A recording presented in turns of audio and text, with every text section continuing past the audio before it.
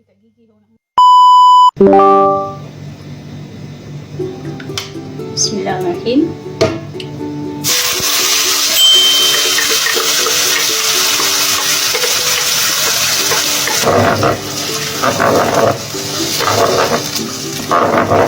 Ini sampai dia garing.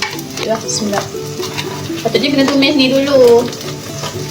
Bawang yang dah hiri tadi. Tapi tak apa.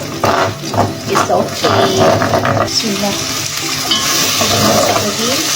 Rempah ni biar lama sikit. Oh, sedap.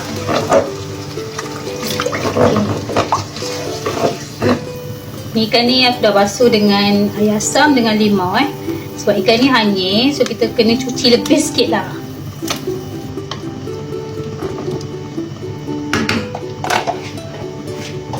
Bismillahirrahmanirrahim.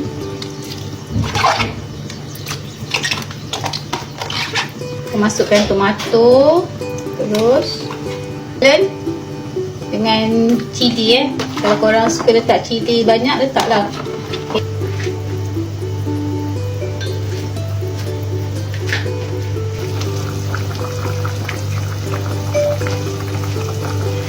Okay, so kita dah menggelegak. Kita boleh masukkan, aku guna macam biasa, mushroom seasoning. Okay.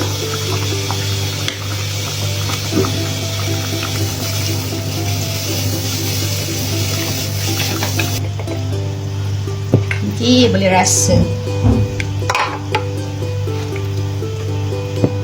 Kita rasa dulu.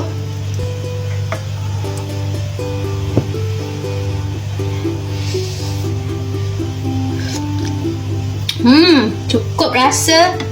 Masin, masam.